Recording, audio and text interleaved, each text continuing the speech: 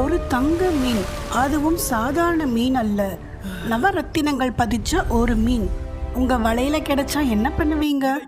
கோடி கோடியா பணம் வரும்னு ஆசைப்படுவீங்களா, இல்ல அதை வித்து உங்க வறுமையை போக்க நினைப்பீங்களா? ஆனா இங்க ஒருத்தர் அந்த தங்க மீனை தூக்கி அப்படியே கடல்ல எரிஞ்சாரு. ஏன்? அவர் யாரு? அவர்தான் உலகத்தையே வியக்க வச்ச அதிபத்த நாயனார். அவரோட மிரட்டலான கதை தான் இது. இந்த வீடியோ போறதுக்கு முன்ன இந்த சேனலை நீங்க சப்ஸ்கிரைப் பண்ணலைன்னா சப்ஸ்கிரைப் பண்ணிக்கோங்க. நாகப்பட்டினம் அருகில் உள்ள நுழைப்பாடி என்னும் கடற்கரை கிராமம். அங்க மீனவர் தலைவராக வாழ்ந்து வந்தவர் தான் அதிபத்த நாயனார்.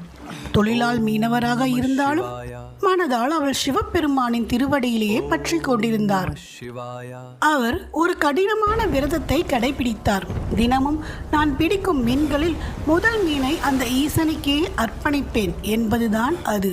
எவ்வளவு பெரிய மீன் கிடைத்தாலும் அதை இறைவனுக்கு உரியது என்று சொல்லி மீண்டும் கடலிலே விட்டு விடுவார். பக்தியை சோதிக்க எண்ணினார் ஈசன். பல நாட்கள் அவருக்கு வலையில் மீன்கள் சிக்கவில்லை. அன்று அவருக்கு கிடைத்ததோ ஒரே ஒரு மீன். அதுதான் அன்றைய உணவுக்கு ஆதாரம். பசியை பார்க்கவில்லை அதிபத்தர். முதல் மீன் இறைவனுக்கு என்று தன் கொள்கையைத்தான் பார்த்தார். நாட்கள் செல்ல செல்ல வறுமை வாட்டியது. அதிபத்தர் குடும்பமே உணவின்றி தவித்தது. கிடைக்கும் ஒரு மீனையும் கடலில் விடும் இவரை பார்த்த உலகமே பைத்தியக்காரன் என்று எள்ளி நகையாடியது. உடல் தளர்ந்தாலும் உள்ளம் தளராத அதிபத்தர் மீண்டும் கடலுக்குள் சென்றார். அன்று அவர் வலையில் விழுந்தது ஒரு தங்க மீன். நவரத்தினங்கள் பதிக்கப்பட்டதை போல் ஜொலிக்கும் மீன் அது. உலகமே வியக்கும் அந்த தங்க மீன் அவருடைய எல்லா வறுமையும் போக்கக்கூடிய ஒரு பொக்கிஷம். ஆனால் அதிபத்தருக்கோ அது வெறும் மீன் அல்ல, தன் ஈசனுக்கு அவர் தரும் மிக சிறந்த காணிக்கை.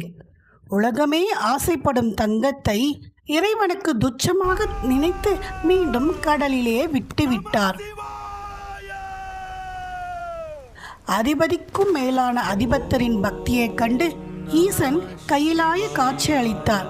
உன் பக்தி மெய்யானது என வாழ்த்தி அவரை 63 நாயன்மார்களில் ஒருவராக ஏற்றுக்கொண்டார் இறைவன்.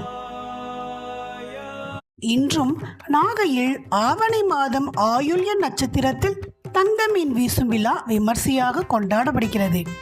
எதையும் எதிர்பார்க்காத பக்தியே உண்மையானது என்பதற்கு அதிபத்த நாயனாரே சாட்சி.